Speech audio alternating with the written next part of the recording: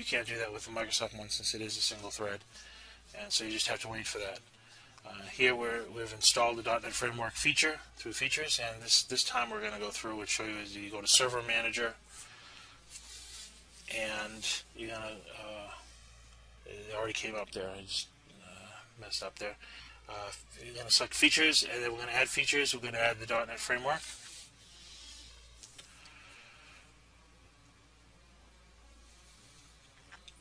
And here we're adding it to the third one. We're selecting Add Feature.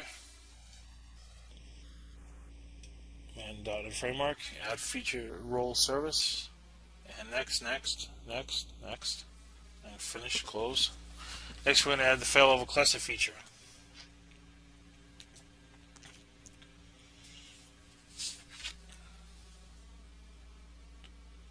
This is the failover cluster feature, which is a few steps down from the .NET Framework.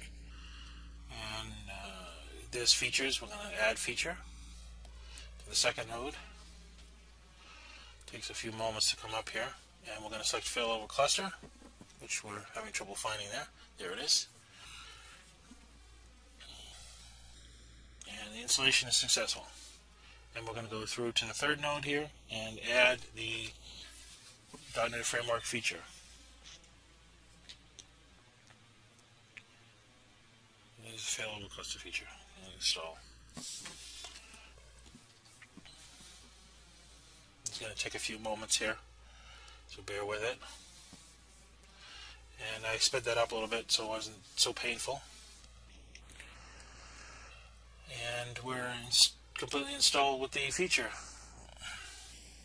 The last node here is generating its final portion of the install, and it's successful. So that's all there is to installing the feature. There's a lot more to it that we're going to take care of, but that's installing the feature as easy as that. Next, we're going to shut down the virtual machines and add the second network cards to VMBR1, which is the second network that's connected inside etc. network interfaces. You can go to my blog and see the details of that, www.winfuse.com. Here we're installing the second network card on the 3 servers. We're going to add a network device, and it's going to be connected, as it says there, to VMBR1 by default. Because it knows enough not to connect 2 cards to the same network if it's not configured in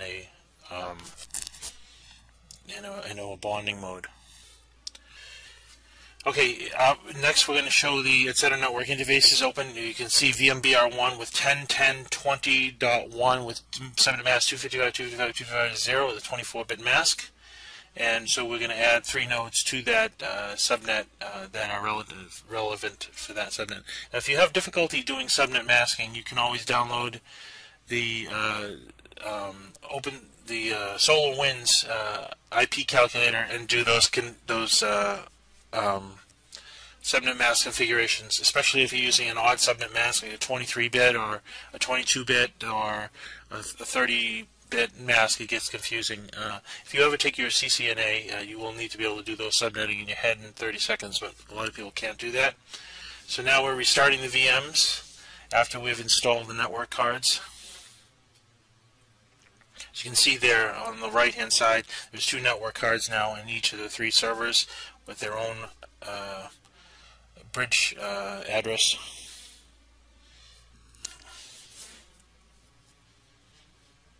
Now we're starting the VMs. This is going to be fast forwarded, so it's just done.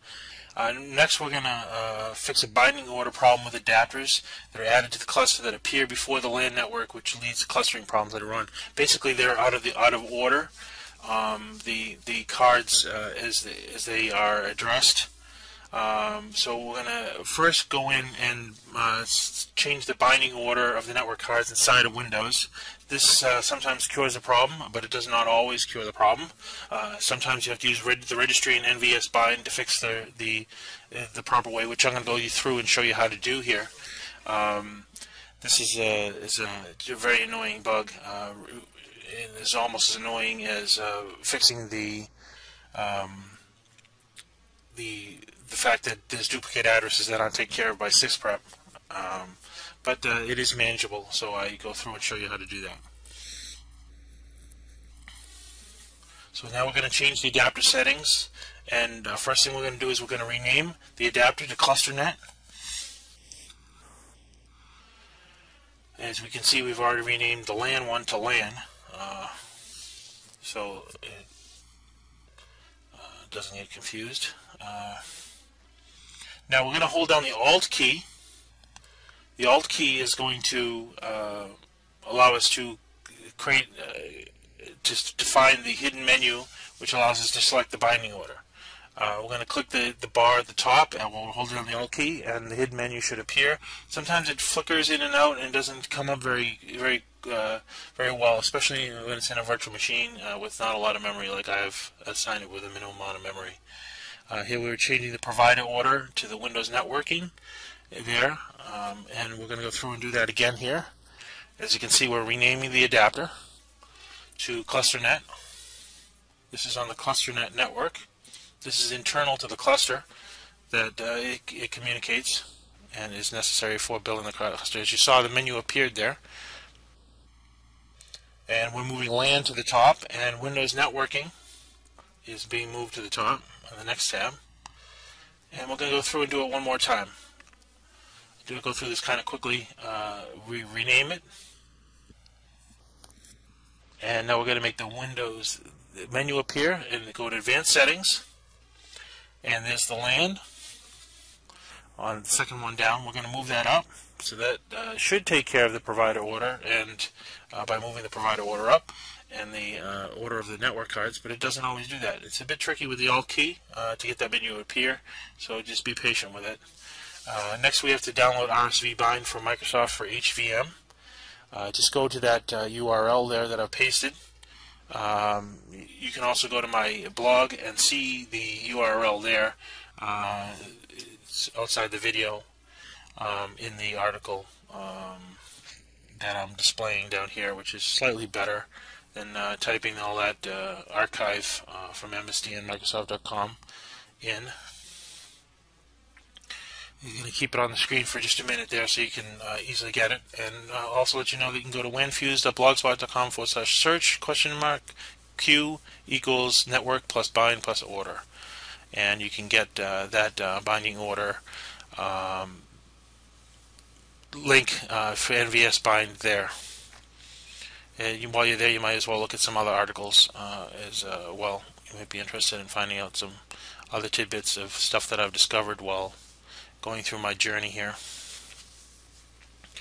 We're going to use the compatibility settings. We're not going to use the compatibility settings here for Internet Explorer. We're disabling the IE security feature so that we can go inside each virtual machine to NVS bind download page. It's the top one there. That's 64-bit. And we're going to agree to the license, and we're going to download it. We're going to say yes here to the software license that appears, and we're going to extract it to C:\NVSB bind, which is a new directory. It's going to create the new directory for us. It's going to prompt us to ask to create the new directory. Now we've extracted it. We're going to extract that on all three servers here. This is the second one, to NVSB bind, just in case we need it, which hopefully we won't need this, but it's a good thing to have, since 9 times out of 10 I've found that I've needed to use it. Not always. CD C:\NVSP bind is what we're going to type in here inside the command prompt. And we run NVSP bind, which I didn't show you there, but we run it, and we're looking for LAN network card, which will give us the serial number, the serial address for LAN. All the adapters show up there, the tune adapters and all the other ones show up, so it's a huge list of adapters. You wouldn't believe how many network adapters are installed. There it is. There's the LAN adapter that we've renamed, and as you can see, 8798ECE5 blah blah blah blah blah is the address there of the network card, which appears in the registry under HKey local machine system, current control set services, TCP/IP, and linkage. You can go to my blog and read more about that as well. On one of the articles there, the first 10 or so articles, it should be in there. So here we're browsing the HKey local machine software system current control set services,